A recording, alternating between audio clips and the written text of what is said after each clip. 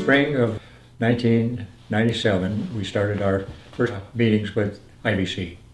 Bob drove to the meetings, hospice meetings, and coming home one day, Judith and I talked about wanting to have something closer, as Bob says, something on Bainbridge, something for people who needed help but weren't seriously ill. So that was really the seed of it, with Linda and Judith having to fill a need that they couldn't fill with hospice and having no place else to go. So we all sort of rode together and talked it over, and that's how it started.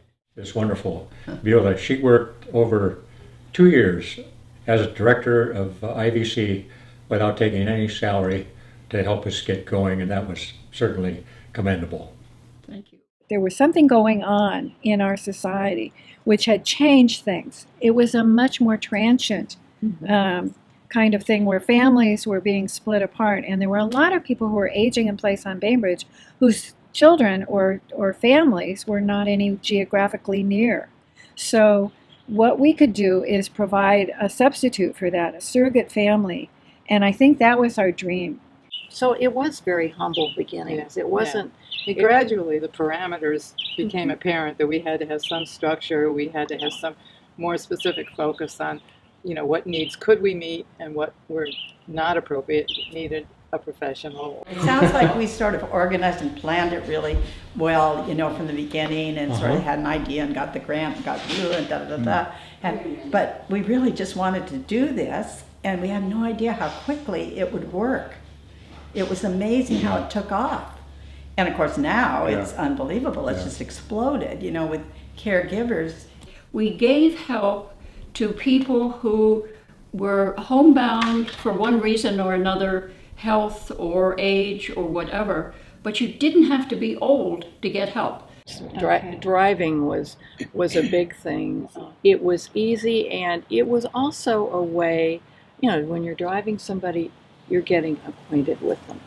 When people have more support and friendship and warmth comes, they just open up and they're open to doing things that perhaps it's been a while since they tried them. We weren't there to fix.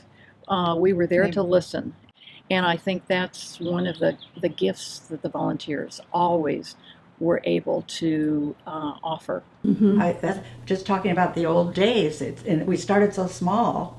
We never doubted that we needed it, though, did we? Or that it would be fun. But I think we didn't realize how actually successful it would be. Yeah.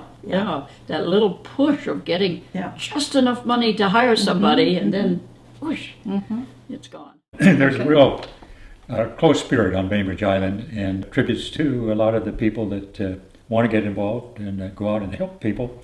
And a lot of people that were involved in IVC in the very beginning are getting older and are receiving help today, and that's a beautiful thing to see. And volunteers think, oh, well, I'm not there very much, I just do a little bit, but the little bit means so much. You bring the brightness that lights up my day. You bring the sunshine in. I need a little help sometimes to ease me on my way. And sometimes I just need a friend. Life is like a teeter-totter, life goes up and down. Once in a while you find yourself landing on the ground. Life is not a carousel that just goes around and round. We all need a hand sometimes to deal with the up and down. Very special people are involved with IVC. You bring the sunshine in. I need a little help sometimes to ease me on my way.